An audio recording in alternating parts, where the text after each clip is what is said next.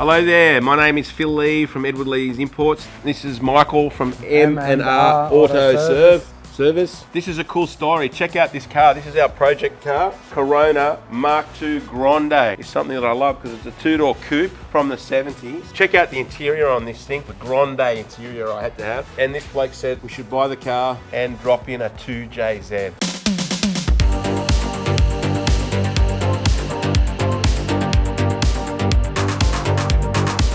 I actually wanted to put in a V12. Yeah, originally he wanted to put a V12 and I wasn't convinced it's going to have enough power in the V12 against the 2JZ. So I convinced Phil to go into a 2JZ instead of a V12. Turned out to be we don't need to cut anything. It's a pretty good fit. Yeah. This 2J is pretty much dropped straight in and the sump is in the right spot. We're trying to keep it as stock as possible because this car basically, it had a 2-litre and we're going to a 2JZ, a lot of power that's going to increase. We bought the motor out of an Aristo. We got the computer with it and we're going to run that standard computer. It's not a heavy car either. We don't need to even boost it. So this was the original motor that was on the car, which is an MEU, a 2-litre, really small motor, and it's injected as well. Why is that an advantage, Michael? No, we've already got the fuel line running from the back to the front. We've already got the location where it goes through. It's a little bit fatter than the actual carbureted one. We'll be running that line at the moment to see how we go with fuel pressure and fuel flow. We'll have the pressure, it's not going to be a problem because we're going to be running a Woolwood fuel pump in it.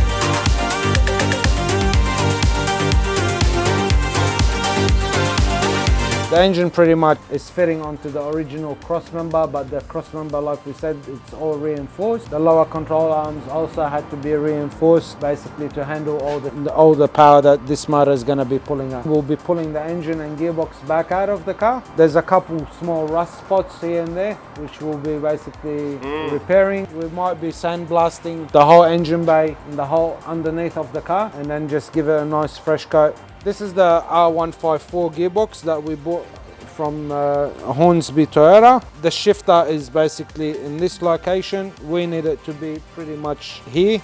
That's why we had to order that shifter from the States. Okay, these run basically a gear-driven electronic speedo. Okay, we found a company that basically does a gear-driven to a speedo cable. So this way we don't have to actually play around with the actual cluster that we've already got. We can run our speedo that's in the car straight off the speedo drive that we've got for this gearbox. When you do it, it's never accurate, so there's another shop do a speedo correction kit. Yeah. So you work out how off it is once you've installed it. It might be off by 10%.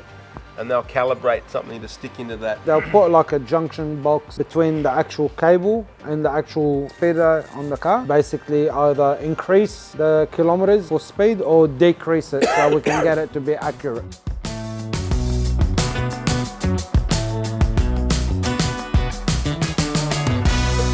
I got upset with him last week because I come in, this car was up on the hoist and he's got a big hammer and he's belting the Oh mate! What are you doing? Opening a tunnel, mate. Opening the tunnel up. Apparently that's a normal process to fit the R154 gearbox in. So the challenge is basically the steering rack, because these cars never came in a steering rack. They always had something called a steering box, which we have to delete, and we have to fab everything for the steering rack to be able to mount onto this car. Is it going to clear the exhaust and the turbo, the steering? That's where column? The challenge is. Everything is so tight against the actual exhaust. So instead of using the factory downpipe for the turbos, we have to actually get a custom made one made with a full exhaust system made as well. Fuel lines have to be replaced, all the brake lines have to be upgraded. What about wheels? We had a bit of a challenge with wheels, eh? Yeah. Getting the right look and the right stance, I think is pretty important on something like this. So we borrowed my S30Z, which has got a big set of 16-inch Watanabe rims. This car's got fender flares on it. So we spent half a day in here pulling the wheels off that and just measuring what those Watanabes the offset. Without fender flares? Yeah. We originally Or put the eights. 8.5s on the rear, which was sticking out a little bit. So we decided to go with an 8, and on the front, we're gonna go a 7.5, which will make it sit just right. The wheels are not sticking too far out. It will be street legal with no issues.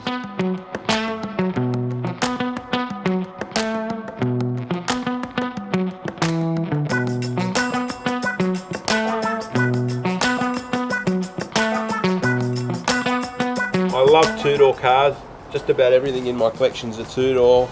I love classic Toyotas. I think it's the epitome of 1970s class. I've had a couple of German two-doors from this vintage that are now unobtainium because they're so expensive. We had a couple of W111 3.5 litre V8 Mercedes coupes, and they're very pleasant, but they're a bit of a boat.